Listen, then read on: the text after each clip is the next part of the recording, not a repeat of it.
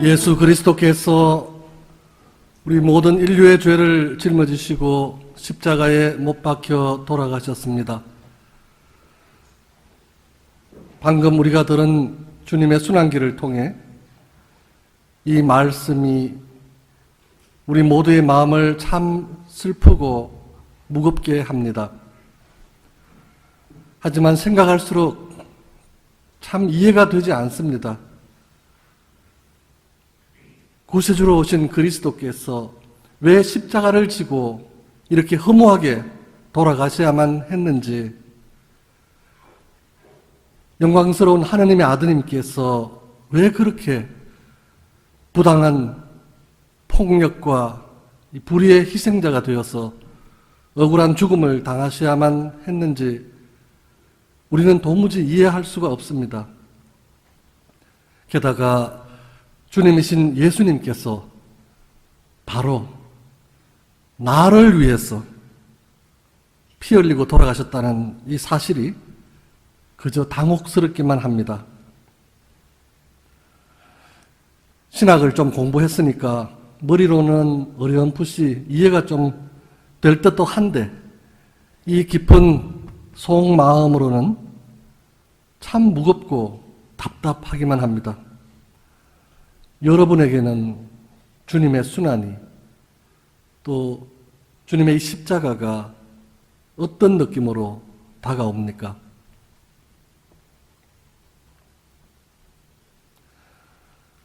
예전에 어떤 분이 당신 자신의 체험을 나눠주시는데, 당신이 부모가 되어서 자식을 키워보니까 비로소 부모가 왜 자식 때문에 죽어야 하는지 그 말이 좀 이해가 되더라 하고 들려줬습니다.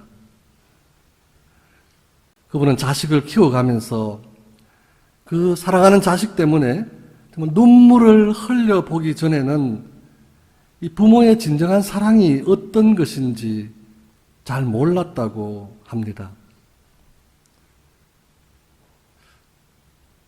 예, 바로 그런 것 아닌가. 어쩌면 우리도 예수님처럼 자신의 생명을 바쳐 누군가를 진정 사랑해 보지 않고서는 결코 이해할 수 없는 것이 주님 십자가, 이 죽음의 신비가 아닌가 생각됩니다. 이 세상에는 우리가 이해할 수 없는 일들이 너무나 많이 일어나고 있습니다. 예컨대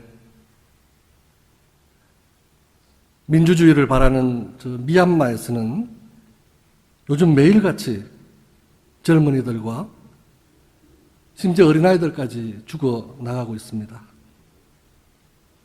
그리고 바로 이 순간에도 아프리카나 남미나 이런 다른 지구촌에서는 수많은 난민들이 단지 살아남기 위해서 몸부림치고 아우성치고 있는 그런 현실입니다.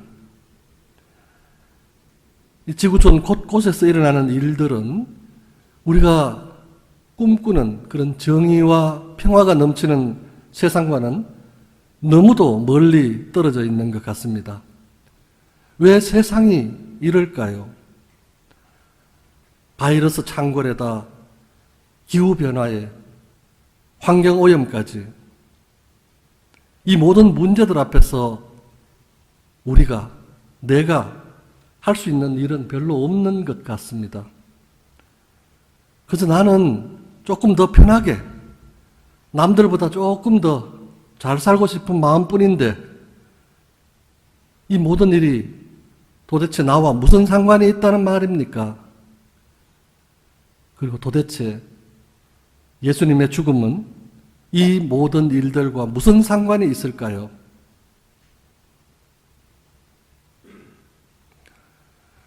계속해서 이 코로나 바이러스로 인해서 전 세계가 고통을 받고 있습니다.